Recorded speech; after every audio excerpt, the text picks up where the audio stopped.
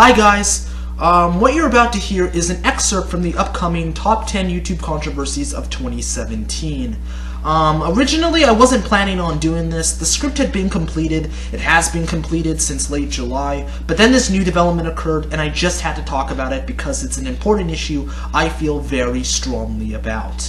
I was debating whether or not I wanted to save this bonus section for the actual video itself, but I've decided to release it early because the issue at hand is a blatant abuse of both copyright and fair use, and it affects us all as content creators, and it's something you guys need to know about. So with all that being said, I hope you enjoy this little excerpt, and look out for the top 10 YouTube controversies of 2017 to be released on this channel on Christmas Day. I originally intended to end the video with that last statement, but a new development has occurred and I want to talk about it because it directly relates to everything I just discussed. A few days ago, during a live stream of PlayerUnknown's Battlegrounds, Felix accidentally uttered the N-word. Now, it's important to explain the context behind this. The N-bomb wasn't dropped because Felix had an intent to be racist. It was something that was accidentally dropped in the heat of the moment, something which he quickly corrected and apologized for. This wasn't enough to stop the onslaught of easily offended special snowflakes who look for any reason to get offended about something.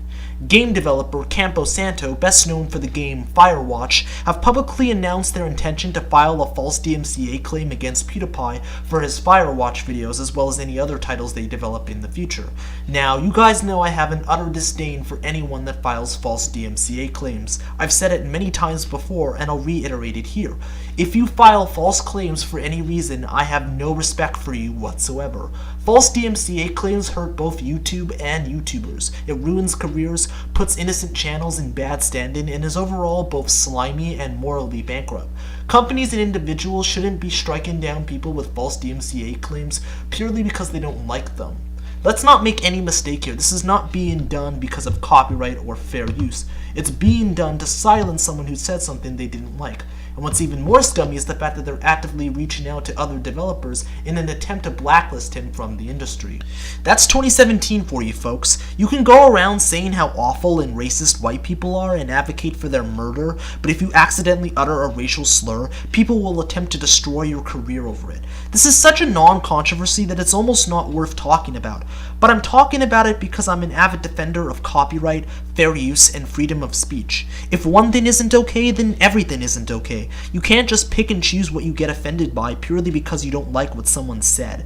Campo Santo, I think I can speak for most YouTube content creators when I say, please do not file these false DMCA claims. I know it seems tempting in the heat of the moment, but the long-term damage you'll do to your company is far greater, because if there's one thing the internet hates, it's copyright abuse. And is it really worth incurring the wrath of the internet because you got triggered by Felix accidentally uttering the N-word? You're wielding copyright as a weapon and having what essentially equates to a temper tantrum because you got offended by a word. Think of how stupid that sounds. Some might label me as a racist and a Nazi for speaking out in the way I'm doing right now. I can assure you I'm neither of those things, but I'll stand behind my belief that false DMCA claims are inexcusable and undefensible.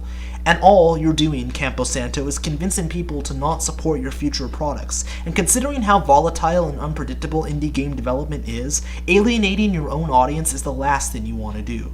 Sorry for that long, impassioned speech, but this was an issue I feel was worthy discussing because it doesn't just affect PewDiePie, it affects all of us as content creators.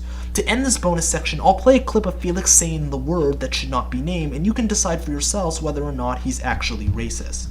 What? What the fuck is happening?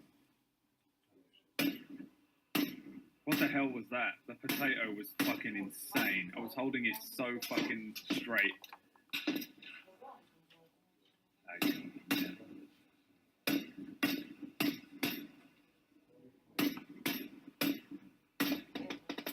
What a fucking nigger. Jeez, oh my god, what the fuck? Sorry, but what the fuck? What a fucking asshole. I don't mean that in a bad way, Jesus fuck.